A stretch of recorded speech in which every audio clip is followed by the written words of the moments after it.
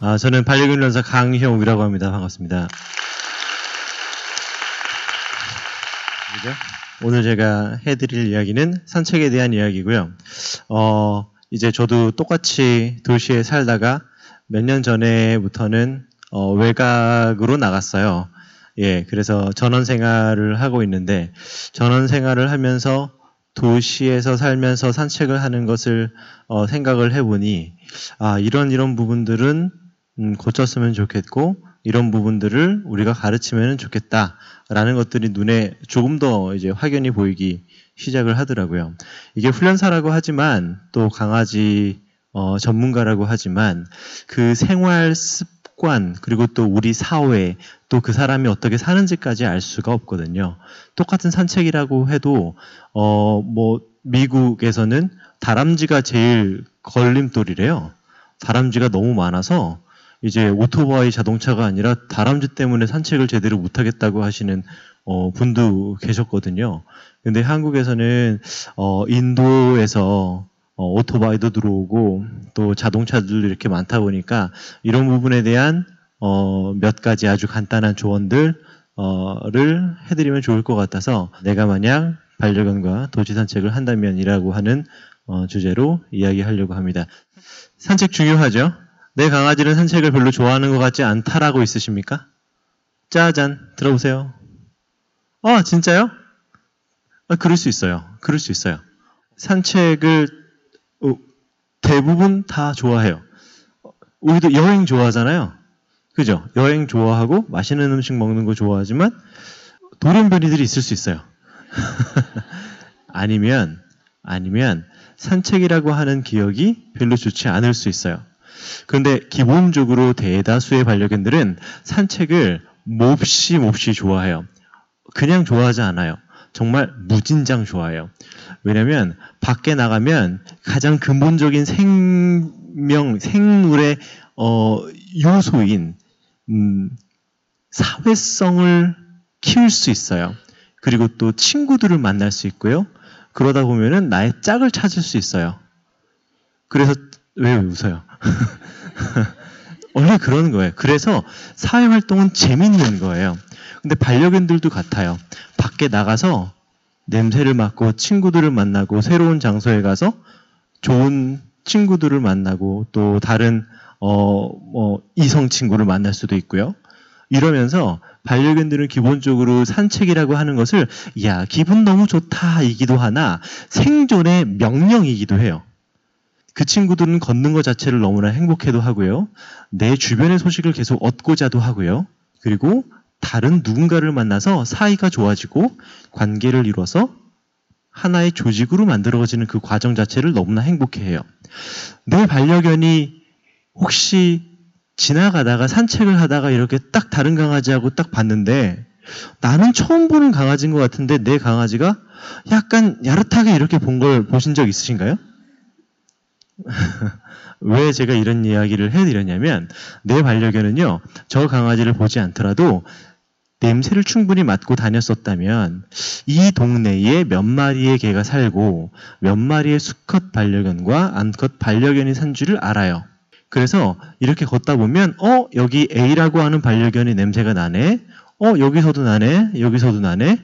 그러다가 산책하다가 너 전봇대에서 네 냄새. 야 너 이제 네가 개야. 이제 그렇게 되거든요. 그렇게 하면서 간접적인 체험을 해요. 그런데 이 친구들이 산책을 못하게 되면 모든 것들이 그냥 직접적으로가 아니어도 모든 것들에 조금씩 쉽게 짜증이라는 게 나게 되고 쉽게 불만이라는 게 나게 되고 쉽게 긴장을 하게 돼요. 혹시 내 반려견이 밖에 나가서 소변 또는 대변을 하지 않는다 있나요? 조금 있네요. 왜냐면 이 친구들은 제가 아까 말한 것 중에 산책을 좋아하고 있지 않을 수도 있어요. 또 밖에 나가서 소변과 대변을 하지 않는 친구들의 대부분은 통계로 봤을 때 그렇게 사회적이지 않은 친구들이 많아요. 다른 사람이나 다른 개나 낯선 장소에 쉽게 익숙해지기가 힘들어했던 친구들이 많아요. 이런 친구들은 그냥 나는 원래 그래. 나는 원래 난 싫어 그냥. 이게 아니라 그런 연습이 제대로 되어 있지 않은 친구들이 되게 많죠. 가끔은 나의 보호자로서의 모습의 부재로 산책이 싫어지는 경우도 있고요. 왜냐면 제가 보통 우리 개는 밖에서 소변대변을 안 봐요 라고 해서 제가 가서 산책을 하면 그냥 무조건 소변대변을 해요. 왜냐면 그 보호자님들이 하지 못하는 게 하나 있었어요. 소변을 보게 할 때 반려견들이 이렇게 이제 지켜볼 수 있잖아요. 딱 이제 짝다리 보통 잡고 이렇게 지켜보거든요. 줄 잡고. 이렇게 지켜보는데 우리가 도시에 사니까 어떻게 사람들이 왔다 갔다 안 할 수 있겠습니까? 사람이 이렇게 오면은 냄새 맡던 친구를 줄을 확 잡아당겨가지고 다른 데로 가고요. 여기서 빨리 해. 아유, 안에 가자. 이제 쉽게 냄새 맡는 것을 포기할 때가 있어요. 그리고 또 하나는 그 보호자님들은 꼭 같은 루트로만 산책을 하려고 하고요. 내가 정해 놓은 시간 안에 그 산책을 끝내려고 하게 됐을 때 그 친구들이 소변과 대변을 하지 않아요. 소변과 대변을 하지 않은 친구들은 그 마을의 왕따가 될 수밖에 없어요. 내 냄새를 남기지 않기 때문에, 내 흔적을 남기지 않기 때문에 동네 친구들하고 간접적인 교류를 할 수도 없고요. 또 이런 친구들은 내가 냄새를 충분히 맡더라도 내가 알려주지 않았기 때문에 다른 강아지하고 만났을 때 과잉 흥분을 하거나 경계하면서 짖거나 무조건 냄새를 피하려고 해요. 그래서 이런 친구들이 조금 사회성이 발달하게 되면 첫 번째 나오는 현상이 자기는 냄새를 맡고 싶어 하는데 자기의 냄새를 맡게 해주지 않죠. 그리고 으르릉거리고 칸거리고 싫다라고 이제 행동하는 친구들도 이제 많아져요. 자, 밖에 나가서 소변 대변을 보게 하면은요, 반려견들이 기본적으로 아주 집과 밖이라고 하는 것, 가족이라는 것들이 굉장히 단단해질 수 있어요. 제가 하지 않은 교육 두 가지가 있어요. 혹시 아시는 분 계시나요? 제가 자주 말하는 부분인데요. 하나가 뭐죠? 1m 묶여있는 아이. 맞아요. 짧은 줄에 묶여있는 반려견, 모든 긴 줄이어도 안 돼요. 줄에 묶여있는 반려견의 교육을 하지 않아요. 또 하나는 뭐죠? 맞아요. 실외에서만 배변하는 반려견을 실내로 옮기는 교육을 하지 않아요. 혹시 내 반려견이 밖에서만 소변 대변을 한다? 건강한 개들이에요. 저는 이제 이렇게 큰 강연 말고 조그마한 제 사무실에서 하는 세미나 같은 걸 정말 많이 했는데요. 실제로 비율적으로 봤을 때 점점 밖에서만 소변 대변을 합니다 라고 하시는 분들의 비율이 점점 높아지고 있어요. 이 말은 산책이나 야외 활동을 조금 더 하는 계기들이 많아졌다라는 건데요. 근데 한 가지 걱정되는 건 혹시 방광염이라고 하는 거 있잖아요. 소변을 참다가 이런 병에 걸리면 어떨까라는 생각에 이거를 좀 고쳐주고 싶어요. 내가 게을러서가 아니라, 내가 너무너무 게으른 사람이어서가 아니라 참고 있는 게 안쓰러워서 고쳐주려고 하지만 이 행동은 고쳐주기보다는 사실은 하루에 적어도 4번 정도 밖에 데리고 나가서 소변과 대변을 보게 해주는 것이 반려견이 원하는 해답이에요. 2번 나가시는 분이 있는데요. 2번 나가게 되면은 물을 반려견이 조금 먹어요. 자기 스스로 조절을 해요. 3번도 조금 아슬아슬해요. 4번이 그래도 건강한 성견, 7세 미만의 성견들은 4번 정도면 충분하고요. 7세 이상이 된 반려견들한테는 조금 더 많은 기회를 주시는 게 좋아요. 여기서 제가 하나 말씀드렸어요. 반려견들은요, 그냥 차 타고 멋진 공원에 가서요, 멋지게 산책하는 게 아니라 내 집 주변을 산책하는 걸 좋아해요. 그리고 나이가 먹으면 먹을수록 또 내 몸에 핸디캡이 있다면, 허리 통증이 있거나 뒷다리가 아프거나, 요즘에 슬개골 탈구라고 하죠. 슬개골 탈구 수술한 친구들도 많은데, 이런 친구들은요, 내가 걸어서 산책을 충분히 하고 언제든지 내가 돌아갈 수 있을 만큼의 체력을 비축해 놓은 상태에서 집에 돌아갈 수 있는 거리에서 산책하는 걸 좋아해요. 한마디로 멀리 가서 1시간 산책하는 것보다요, 집 주변을 몇 번 왔다 갔다 산책하다가 지금 들어갈까, 좀 앉아있다 갈까 라고 하는 산책을 해주시면 그 친구는 직접적으로 다른 친구를 만나서 냄새 맡고 뛰어놀지 않더라도 훨씬 더 좋은 산책이 될 수 있어요. 오늘 앞으로 이제 이야기할 내용인데요. 밖에서 도시에서 산책을 할 때 여기서 4가지만 주의해 주세요. 4가지만 우리 잘 가르치면은 장년기에 있는 친구들이든 노년기에 있는 친구들이든 굉장히 도움이 많이 될 거예요. 아주 간단해요. 첫 번째는요, 밖에서 내가 내 반려견을 불렀을 때 나를 보는 거예요. 이게 뭐야? 라고 하지만 솔직히 자신 있어요? 밖에서 내가 내 강아지 딱 불렀을 때 네? 하고 이렇게 온다? 잠깐만요. 나 걔를 키운다. 근데 부르면은 제깍제깍 온다. 아, 너무 훌륭하십니다. 너무 훌륭하세요. 내 앞에서 우웅거리면서 가는 오토바이가 많고, 소리를 좀 지르는 사람들이 있거나, 아니면은, 당연히 길을 걷다가 누가 정면에 있으면은, 아, 네, 지나가세요. 네, 이렇게 하고 지나가는 게 아니라, 이렇게 지나가는 게 흔하다면, 반려견들은 보호자에게 항상 집중하는 연습을 하는 게 좋아요. 우리가 조금은 도시가 아니라 좀 널찍널찍한 곳이라면 이런 것들을 조금 덜 가르쳐도 되지만 내가 내 반려견에게 이름을 불러서 반려견이 나에게 눈을 쳐다보게 하는 것은 어쩌면은 걔를 살릴 수도 있어요. 실제로요. 우리 도로에서 강아지 줄을 이렇게 놓칠 때요. 순간 레오 아니면 타올 이리 와 라고 하는 게 걔를 살리기도 해요. 저 같은 경우에는 스페셜 사운드라 그래서 이렇게 소리를 내면 무조건 나를 돌아보는 연습을 시켜요. 간단합니다. 보호자님, 반려견들 좋아하는 간식 있지요? 간식을요, 주머니에 넣거나 손에 드세요. 그 다음에 그냥 천천히 걷다가 소리 내고 강아지한테 하고 간식 주면 돼요. 중요한 거는 이렇게 강아지 교육하는 거예요. 자, 매력적인 보호자가 되셔야 됩니다. 무미건조하게 하면 재미없어요. 반려견한테 간식을 주고 중요한 거는 만지지는 마시고요. 간식을 통해서 보상을 하고자 한다면 만지는 보상은 굉장히 힘이 떨어지게 되어 있어요. 그래서 간식만 툭 주고 또 다른 데로 움직여요. 중요한 거는 나 떠줄 건데 이렇게 하시면 안 되시고요. 그냥 천천히 여기 다른 데를 무심히 가야 돼요. 가다가 어이구 따라왔어? 이것도 먹을까? 해서 나한테 쪽쪽이라는 소리를 듣고 싶어서 따라다니는 강아지가 되게 되면 돼요. 그 다음에 이거를 거실에서 줄을 매고 연습을 하시고요. 줄을 매고 난 다음에 우리 아파트에 살면은 내가 4층에 살면은 4층 복도가 있지 않겠습니까? 거기서도 해보고 1층 밖에서도 해보시고 공원에서도 해서 항상 강아지한테 내가 이름이나 쪽쪽 이런 걸 말해서 나한테 돌아보게 하면 좋은데 제가 왜 여기서 스페셜 사운드라고 하는 이 소리를 쓰라고 하고 이름을 이야기하지 않았을까요? 제가 이제 설명을 좀 해드리면 이름 같은 경우에는 우리가 실수를 굉장히 많이 해요.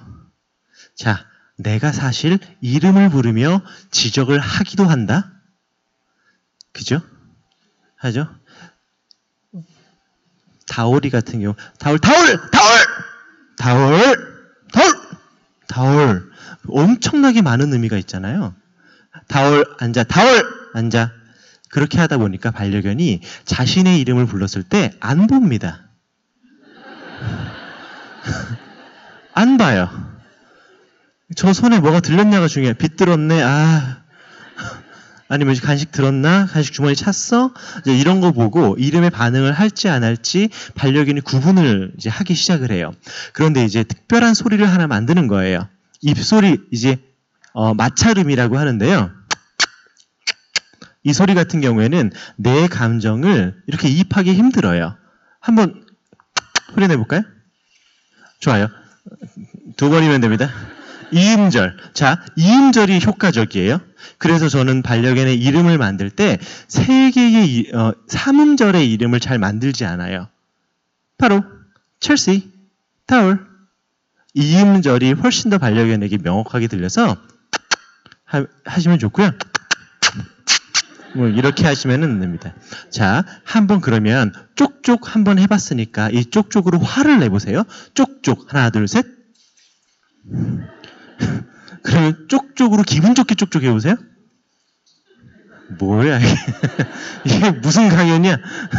여하튼 이 마찰음은요, 내 감정을 실기가 참 힘들어요. 그래서 이 쪽쪽 소리를 하게 됐을 때 반려견이 좋은 기분과 연결하게 되면 훨씬 더 깔끔하게 잘 들을 수 있어요. 저는 이거를 브레이크라고 하는데요. 이 친구들의 그런 흥분되는 행동을 악셀레이터라고 하고요. 흥분됨을 나의 어떤 신호로 브레이크 잡을 수 있다라고 하는데, 많은 반려견들이 도시에 살면서 악셀레이터는 굉장히 좋은데요.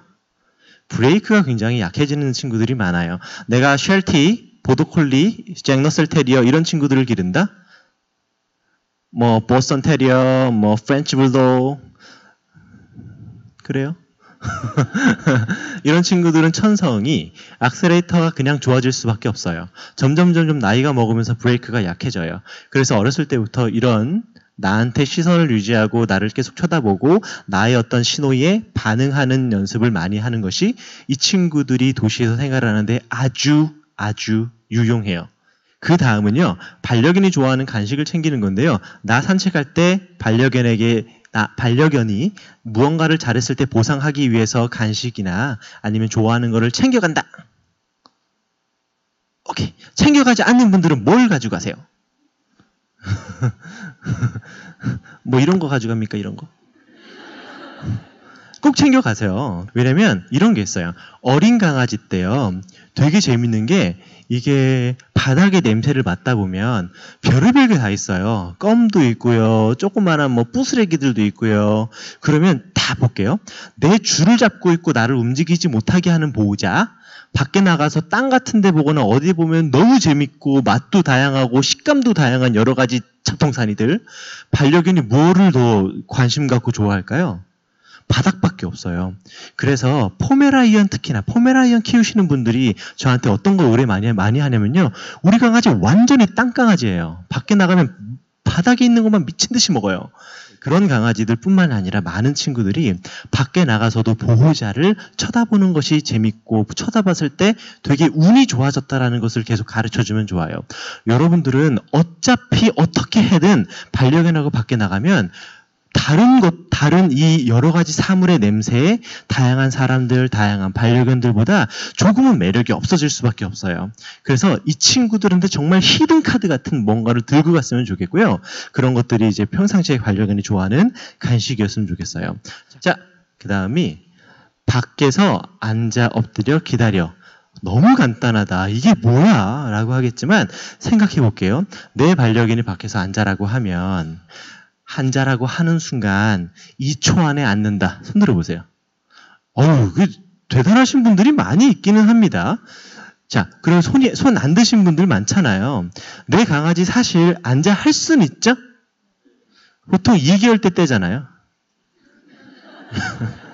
그러면 앉아를 보여주기는 한다. 앉았다 일어나기는 하는데 보여주기는 한다. 보여주려고 노력은 한다? 보여줄 것 같다? 언젠가는 하긴 해. 이게 이제 앉아 너무 쉽죠. 엎드려 너무 쉽고요. 그리고 또 간식 있을 때는 당연히 잘하는데 이게 평상시에 밖에서도 유용하게 나올 수 있어야 돼요. 그래서 제가 이따 가르쳐 드릴 것들이 있지만 밖에서 앉아 너무 쉽잖아요. 엎드려 너무 쉽죠. 기다려 너무 쉽죠. 이런 것들을 한다면은 훨씬 더 살아가기 쉬울 거예요. 다른 거 없습니다. 오늘 밖에 나가가지고요. 간식 주지 마시고 간식 주문에 딱 넣으시고 앉아라고 말하지 마시고요. 그냥 이렇게 쳐다보세요. 정말요? 줄은 좀 딱 잡고요. 그러다가요. 이 친구가 앉는 순간 예스라고 하고 간식을 주면 돼요. 제가 이제 알려드리고 싶은 게 사실 명령, 신호 이런 것보다 상황에 대처할 수 있는 개를 만드는 게 제일 좋아요. 제일 좋은 건 이거죠. 보호자가 걸을 때 같이 걷고요. 보호자가 서면 앉고요. 보호자가 앉으면 앉거나 엎드리고요. 이게 자연스러운 반려견이 도시 생활에서 굉장히 칭찬받고 그 친구들하고 여러 곳에 같이 갈 수 있어요. 자라섬이 댕댕이들의 섬으로 변신합니다. 음악 공연, 토크 콘서트, 펫페어, 푸드존, 어질리티 등 반려견과 함께 즐길 수 있는 다양한 이벤트가 기다리고 있습니다. 댕댕이 페스티벌에서 만나요.